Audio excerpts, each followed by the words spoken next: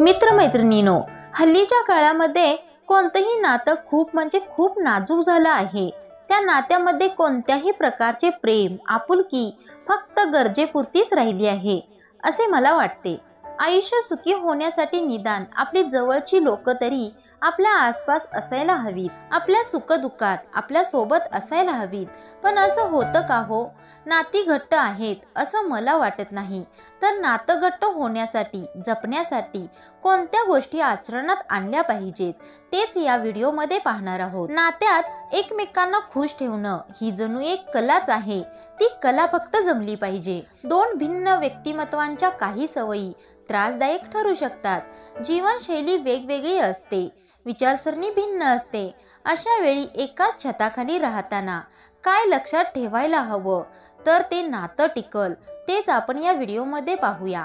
पहिलीच गोष्ट म्हणजे एकमेकांचा आदर करा। आदर, रिस्पेक्ट ही एक अशी गोष्ट आहे जी समोरचा व्यक्ती आपला शत्रू जरी असेल तर या गोष्टींमुळे आपल्याकडे आकर्षित होऊ शकतो। समोरच्याचा आदर करा। या आदराच्या आधारे नातं घट्ट मजबूत बनू शकते। साहजिकच तुम्ही ज्याला आदर देत असता, रिस्पेक्ट देत असता, तो देखील तुम्हाला आदर द्यायला भाग पडेल। एकमेकांना समजून घेण्याची क्षमता असेल तर त्या नात्याला तुम्ही पूर्णपणे न्याय देऊ शकता। एकमेकांचा आदर करून एकमेकांना स्वीकारण्याची तुमच्यात क्षमता असेल तर तुम्ही कुठल्याही अडचणींचा सामना करू शकता।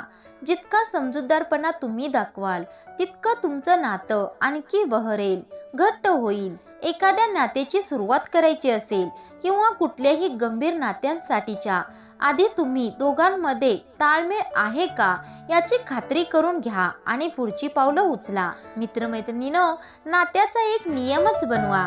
जर चूक असेल तर माफी मागायला शिका। जर लहान असाल तर मोठ्यांसमोर झुकायला शिका आणि जर तुम्ही मोठे असाल तर माफ करायला शिका। दुसरी गोष्ट म्हणजे विश्वास ठेवणे।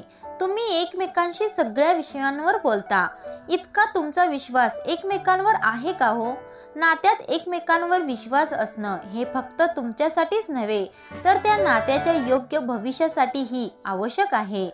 पण आत्ताच्या काळामध्ये समोरचं नातं किती जवळचं आहे, आपल्याशी किती प्रामाणिक आहे हे माहीत करूनच तुम्ही तुमची महत्त्वाची गोष्ट शेअर करू शकता।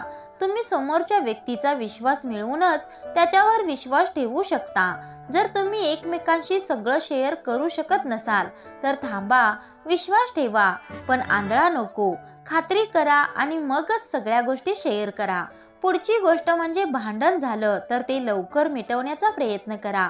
तुम्ही झालेली भांडणं लवकर मिटवता आणि त्यापासून योग्य तो धडा घेऊन पुढे जाता। असं असेल तर हे तुमच्या नात्याच्या दृष्टीने फारच चांगलं लक्षण आहे। याचा अर्थ तुम्ही एकमेकांच्या स्वातंत्र्याचा आदर करता। कुठलाही मीपणा सोडून मोकळेपणाने तुम्ही एकमेकांशी बोलू शकत असाल तर ती व्यक्ती तुमच्यासाठीच आहे। बघा, नातं गरजेचंच आहे आणि हवेच आहे तर हा मीपणा बाजूला ठेवून थोडं झुकलं तर काही चुकीचं नाही। जर व्यक्ती त्या लायकीची नसेल तर मात्र तुम्ही नातं तोडू शकता। पण समोरच्या व्यक्तीमुळे तुमच्या आयुष्यात आनंद निर्माण होत असेल, तुमचं मन मोकळं करण्यासाठी जागा मिळत असेल तर त्या व्यक्तीशी लवकरात लवकर भांडण मिटवण्याचा प्रयत्न करा। त्या व्यक्तीला जपण्याचा प्रयत्न करा।